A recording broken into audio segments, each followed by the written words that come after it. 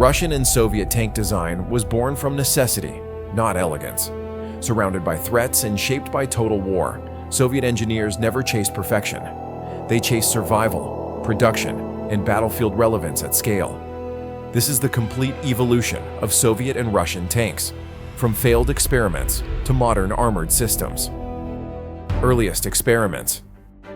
Before doctrine existed, imagination ruled. Early Russian designers experimented without precedent or battlefield data. Most ideas failed, but failure was the first teacher. Vezdekod. Vezdekod was one of Russia's earliest tracked combat vehicle concepts. It prioritized crossing rough terrain rather than engaging enemy forces. Though impractical, it introduced the importance of mobility. Tsar tank, Lebedenko tank. The Tsar tank attempted to dominate the battlefield through sheer size. Its massive wheels were designed to cross trenches effortlessly. Poor balance immobilized it during trials. Mendeleev tank. The Mendeleev tank imagined armored warfare as mobile naval combat. Extreme armor and massive guns sacrificed all practical mobility. It proved that size alone could not win wars. Post-World War I transition. After World War I, experimentation was no longer enough. The Soviet state needed real armored vehicles, fast. Before doctrine, industry had to be mastered. Ruski Renault. Ruski Renault was the Soviet Union's first practical tank program. Based on the French Renault FT, it served as an industrial classroom. Its purpose was experience, not battlefield superiority. T-18. The T-18 marked the transition from copying to designing. Foreign concepts were adapted to Soviet production realities. This tank laid the foundation for future indigenous designs. Interwar prototypes. With industrial basics established, Soviet designers explored doctrine. Different ideas competed for dominance. This era defined how the Red Army believed wars would be fought. T-24. The T-24 represented ambition for a true Soviet medium tank. It attempted to balance armor and firepower. Mechanical unreliability ended the program early. T-27. The T-27 reflected interest in ultra-cheap armored reconnaissance. Small size enabled mass production and mobility. Combat effectiveness remained minimal. T-26. The T-26 became the backbone of Soviet armored forces in the 1930s. It emphasized infantry support through numbers.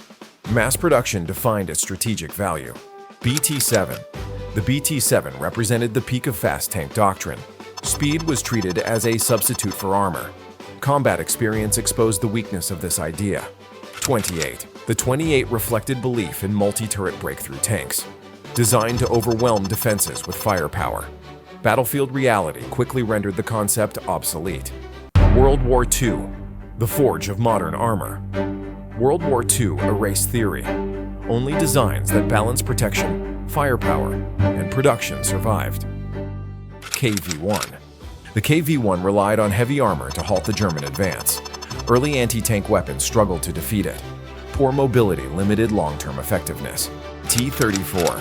The T-34 redefined tank warfare through balance. Sloped armor, wide tracks, and adequate firepower worked together. Mass production turned it into a strategic weapon. IS-2. The IS-2 was built to smash fortifications and heavy armor. Its 122mm gun delivered overwhelming impact. Reload speed was sacrificed for destruction. Cold War, the birth of the main battle tank. After the war, the Soviet Union no longer needed many tanks. It needed one tank that could do everything well enough. T-44. The T-44 quietly solved problems exposed during the war. Lower profile and improved layout increased survivability. It became the blueprint for future designs. T-54/T-55. The T-54 and T-55 unified firepower, protection, and mobility. Simplicity enabled massive global deployment. Quantity itself became a weapon. T-62. The T-62 introduced the first mass-produced smoothbore tank gun.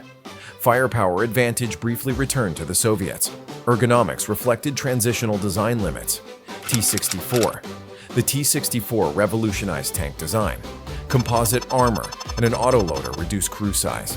Its influence reached far beyond the Soviet Union. Late Cold War and post-Soviet ERA. Modern battlefields punished exposed crews and outdated designs. Survivability became as important as firepower. T-72. The T-72 simplified advanced concepts for mass deployment. Reliability replaced sophistication. It became a global armored workhorse. T-80. The T-80 prioritized speed and rapid response. A gas turbine engine enhanced mobility. Fuel consumption limited operational flexibility. T-90. The T-90 refined proven Soviet designs, improved electronics and protection, increased survivability. Evolution replaced radical change. T-14 Armada. The T-14 reimagines crew survival. An unmanned turret separates crew from ammunition. Its future depends on production reality. Soviet and Russian tanks were never built for elegance. They were built for survival, at scale. From failed experiments to modern battle systems, this evolution reflects one constant truth. In total war, adaptability matters more than perfection.